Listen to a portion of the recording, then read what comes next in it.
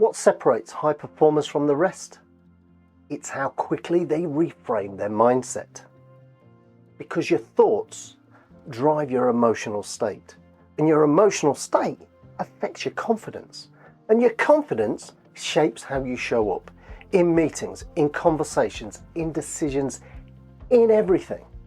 Now, every one of us has a mix of helpful and unhelpful thoughts. Helpful thoughts, well, they're keeping you moving forward.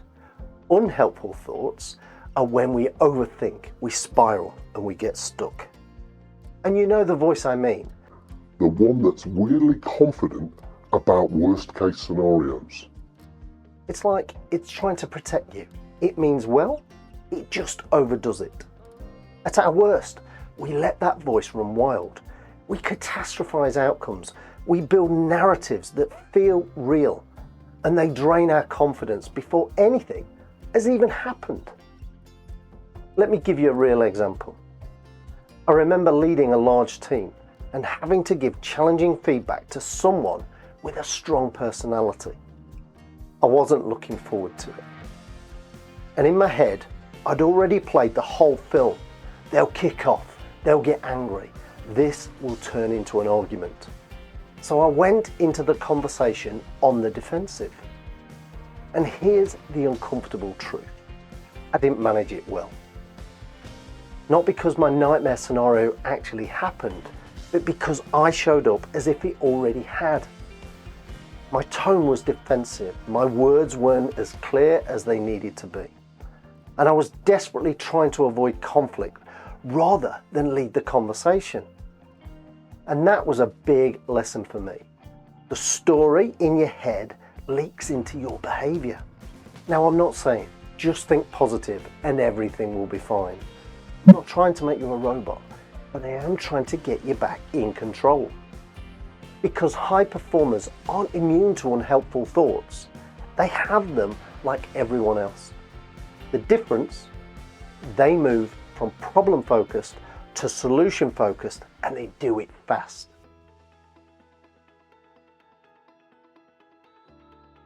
They notice the unhelpful thoughts. They separate what's in their control from what isn't. They drop what isn't in their control, and they reframe what is into a solution-focused question.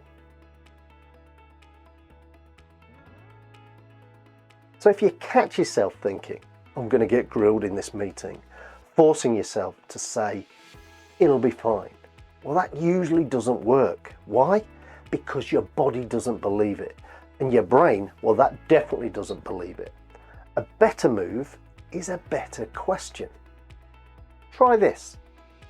Ask yourself, what could I do in the next 24 hours to walk in prepared and calm? Now, that question doesn't guarantee a good outcome. It simply gives your mind the permission to go looking for options. And suddenly, you're not stuck. You're thinking possible solutions. So you might speak to stakeholders and understand what they need from you. You might review last month's actions and prepare clear, concise updates.